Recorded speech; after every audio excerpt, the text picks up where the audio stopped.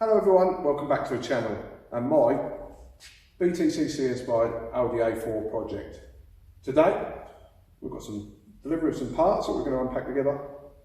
I've also had the delivery of my powder coat, so everything chassis and engine wise is back, and we're also going to press in some bushings and some bearings, so stick with us.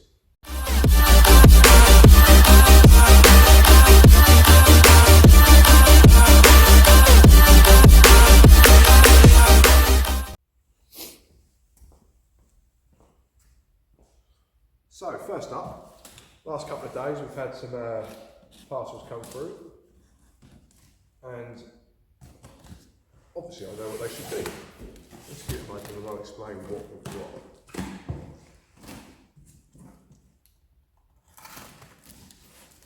Without trying to cut the fingers off.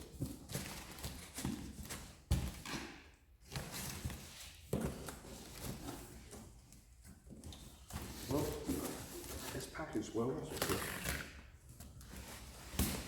Excellent. Right. First up, what we have here is. Oh, that's nice. That'll work perfect. So we have a Harley Davidson 9-inch roll fender here, which would have been obviously sat over the rear wheel of a motorbike. Now, if you remember from the last video, the reason I've asked or bought one of these is, yeah, we could have bent some metal over the wheel and gave this shape in the arch, but we'd have been stuck with a flat edge, which is something I didn't want. I didn't want the 90-degree edge that you'd have had if I'd have went down that route. And I don't have the tooling to get this rolled edge. So, motorbike fender seemed to be the right way to go. And now having the package opened, brilliant. $59.95 British pounds, and yeah, £10 delivery. So it's about 70 quid all in, and this will work perfect because once you get my friend Tom up there, what we're going to do is basically slice it in half, and then we can use each half to tub the inside of our engine bay. Now, again, from the previous videos, you see that I had to chop a lot of it out to be able to give the clearance for the wheels to run the height that I want to run. With that, we then lost all the mounting points for the standard arches that would have been in there.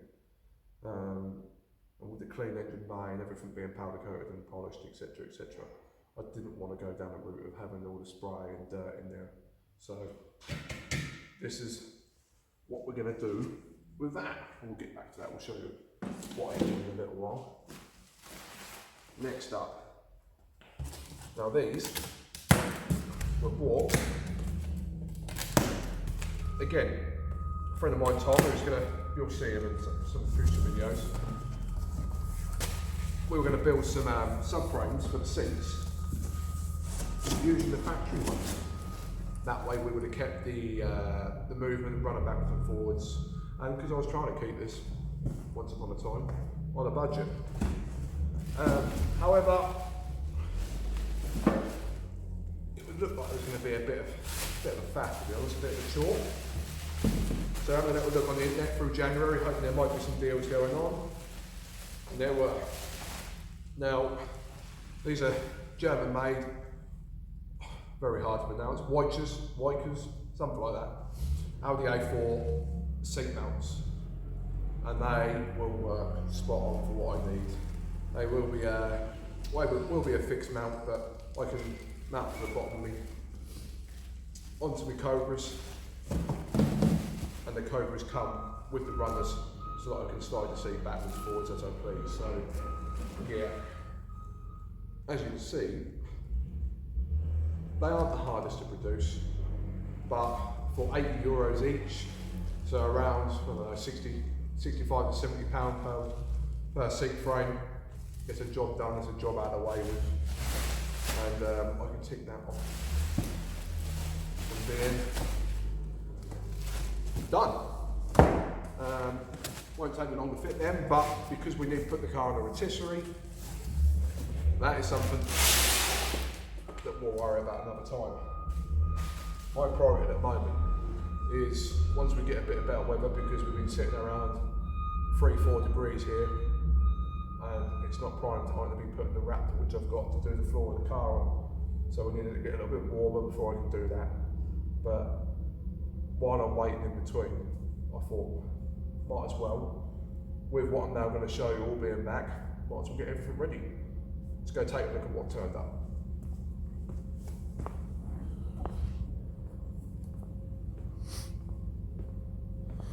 So, down here, still packaged up, roll cage. We have the front boost pipe, which also works as a engine mount, and behind that we've got the rear beam. So they're all done.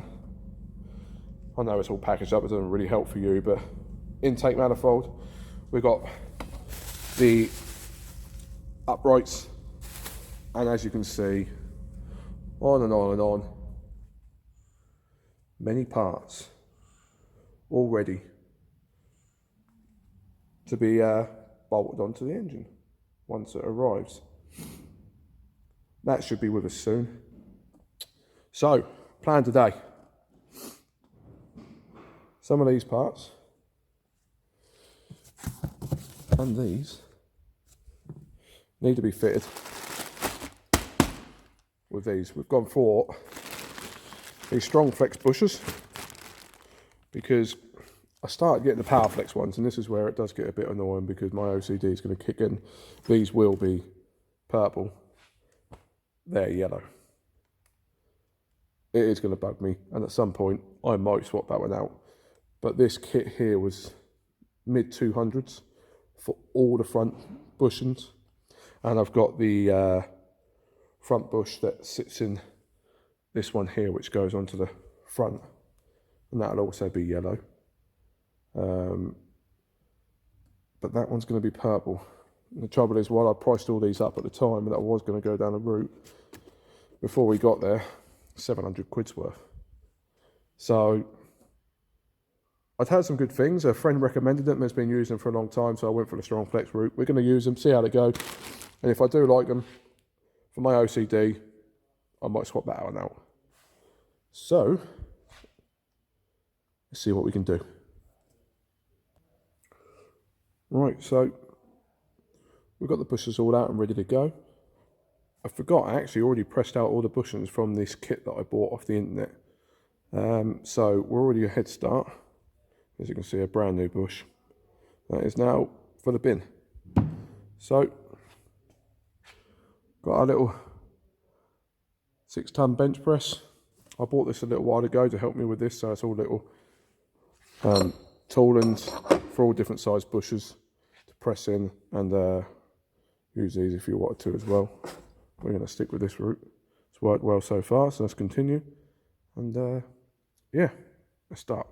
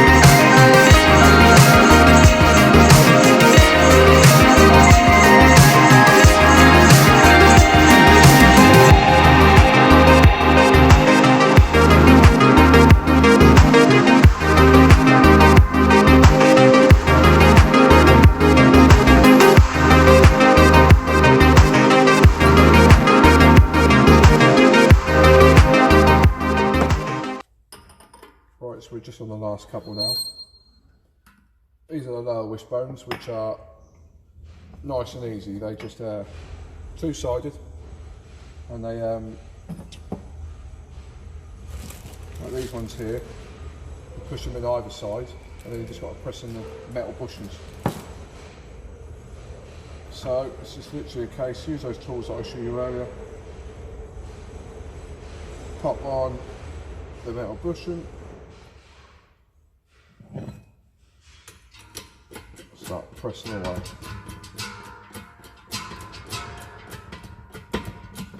Pop in there, lovely.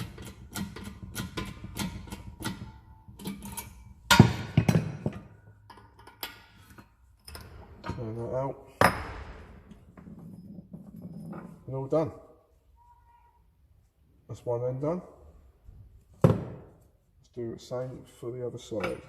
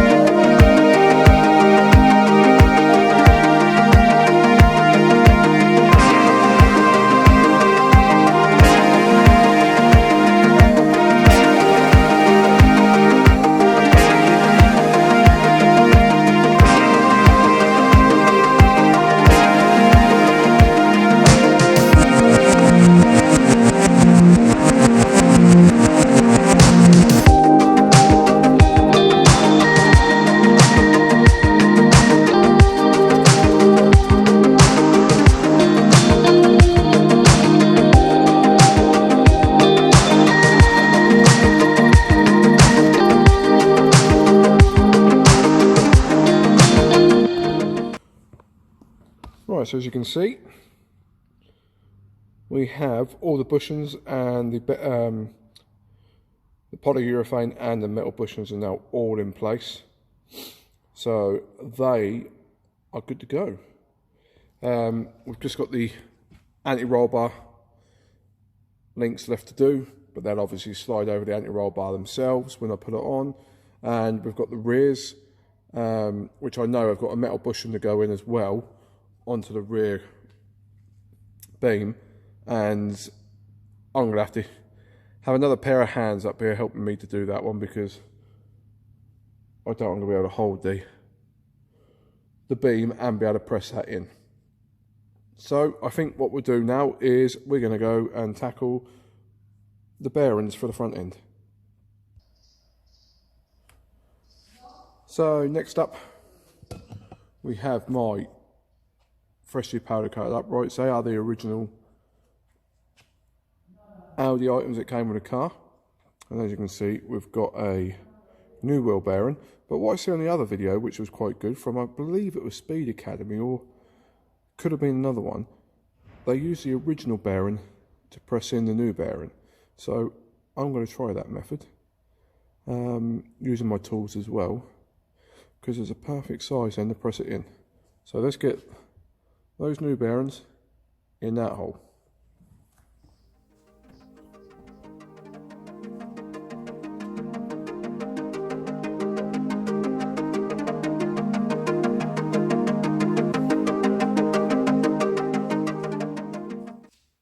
So that's today's job all nice and completed. We've fitted the Strongflex polyurethane bushers into the front control arms, and it wasn't too hard. With the bench press and the tooling that I bought off Amazon, it did make it a lot easier. from the old days of just pressing it in between a vice and a couple of old spacers. So glad I made those purchases. Larger bushers, nice and easy. They had a bit of meat to them, so they held up their shape really well, so you could press them right through. These wishbones, again, 2 pieces either side and then 2 metal bushings either side, so they pressed in nice and easy. These little ARB links, nightmare. They just didn't hold up their shape, and every time we pressed them in, they just wanted to wiggle out, and it was a nightmare really. They got to me, but we persevered and we've got through and got them fitted. Front uprights, the bearings, they were easy. The only difficulty that I had was the bench press. There just wasn't enough room really for the odd shape, so I've got a couple of bits of wood put on top of each other. That gave me a solid platform to press down the bearing in. The only real difficulty that I had was my little pliers that you use for the C-clips that go over the top. They just didn't open the teeth, the mouth wasn't wide enough. So I had to put the C-clips into the vice up there, and once I'd done that and just pressed it in a bit, I could get my tool over to hold it in place, and then we just popped them in. So that was job done, and we finished the front end. They are ready to go on the car, and once we get the floor painted and the colour coded wrap the line, yeah, I can start bolting these parts up with the BC racing coilovers and the Porsche brake conversion and many other little bits and bobs. So yeah, next up, we're going to use that motorbike fender. That is going to be our next job, to turn that fender there, cut it in half and turn it into engine bay tubs. So that's the next job, and hopefully I'll be able to bring you that very soon. Then we can start thinking about, once that's welded in and sealed in, we can start thinking about painting the floor, like I said, in the wrap the line, which will be colour coded to the car, and then we can start bolting all these bits up to it.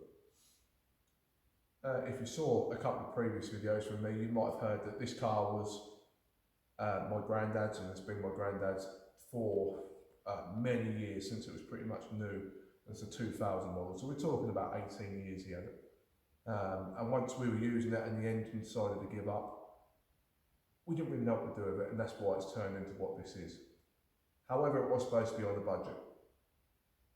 Now, there's a reason the budget is going to be blown out of the water here, and that's because sadly 3 weeks ago, my granddad contracted COVID and he passed away. So it's been a hard time for us. And we had spoke just before Christmas about what I was doing to it, and he was really chuffed. He was really happy with what the car was going to be, and he knows what, from previous builds, how I build cars and how I like to build cars. And I think he was quite touched about the fact that this little old thing was going to get the attention that it is now.